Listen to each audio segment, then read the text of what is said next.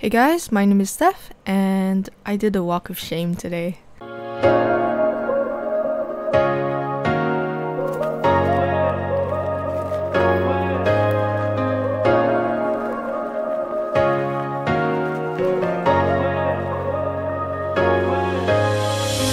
Alright, so I finally did, as requested, the range test. I beginning to end, didn't turn off the board at all. I basically rode it until it was out of battery, and I was dumb and I was 2 kilometers away from my house. So yeah, I had to carry that thing. It's not that it's heavy, okay? I've gotten used to carrying it. It's not heavy. It's just the size of it, it's so bulky. And you know, if it was something I could put in my pocket or something I could, like a backpack, it'd be fine. But it's just giant board that's hard to like carry. Again, I'm a tiny person. And wow, I got a workout, you know? I woke up at 11. Well, actually I woke up earlier than that. But I started riding at 11 with I only took 2 breaks in between, I think. And both under 5 minutes. And yeah, I didn't even eat breakfast yet. So as I'm recording this, it's almost 1:30. I think it took me over half an hour to walk 2 kilometers with this board. I was like holding off one shoulder. Holding it by the handles was not good. I preferred holding it by both hands and with the grip tape facing down. And let's just say my hands are very beat up right now. But you know, that's nothing new. That's what you get when you skateboard. Oof. Okay, so I got some pretty cool footage today. I rode everywhere. I just explored and actually went to a bunch of places that I've never actually been to. It's been a while since I've been home, and there's actually some really cool trails here. I'm gonna be sad when I gotta move back to my old place in September, and hopefully there's some good trails there too, but probably not. I don't know, we'll see. Anyways, I was riding everywhere, literally on the streets, on sidewalks, on gravel, on grass, on giant rocks, which is the worst thing, by the way, and in trail. I finally did a trail, video. That was actually my first time on the trail, so cool. I was pretty much pushing the board as fast as I could go, like top speed. I don't know. You're gonna see the graphs. I'll put them up at some point. But I was going consistently around 20 kilometers. I was pushing it pretty fast. And you can see at some points that, when pushback kicks in, it would kick in and I'd keep going and it'd kick in again. And it was really windy this morning, so I was getting a lot of pushback in the morning. I mean, it's probably so windy right now. Yeah, it's so really windy right now. So that probably contributes to how fast you can go.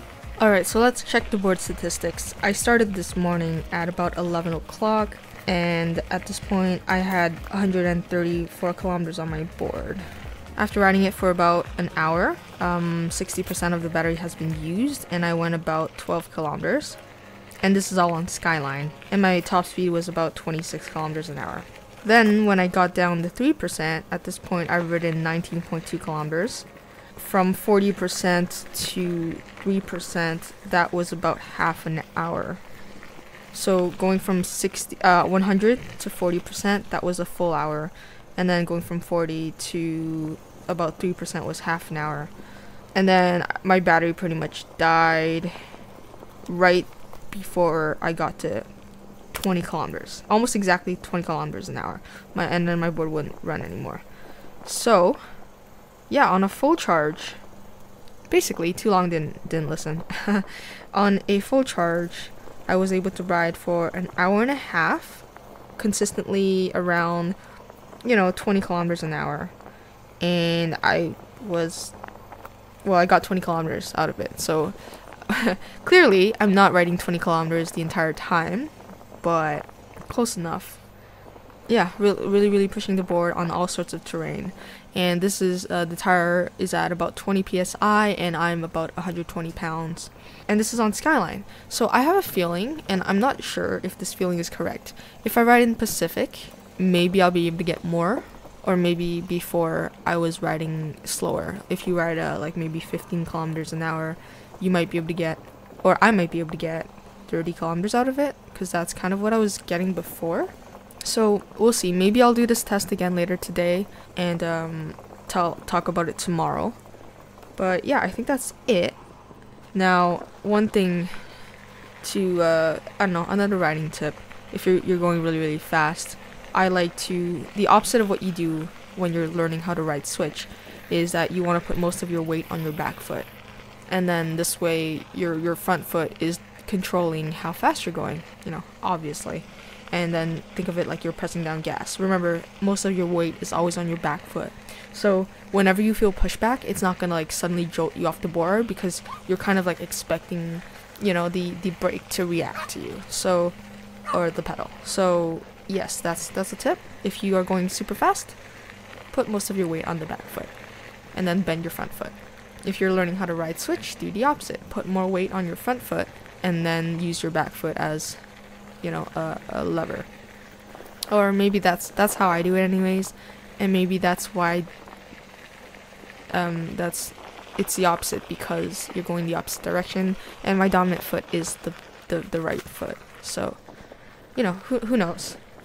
Anyways, thanks for watching. I hope you guys liked the video. Tomorrow I'm gonna take you guys on a trail ride, my favorite trail that I found so far. It's gonna be on gravel. Hopefully this time I'm not gonna run out of battery. I think the trail is probably, I don't know, 15 kilometers, which is pretty cool. And I'm finally, riding in daylight is so much more satisfying because you can actually see where you're going, so you don't have to like worry about you're gonna hit some squirrel or something. I saw a chipmunk today. That was really cute. Okay, anyways, I'm rambling again. Oops. Thanks for watching, and I'll see you guys later.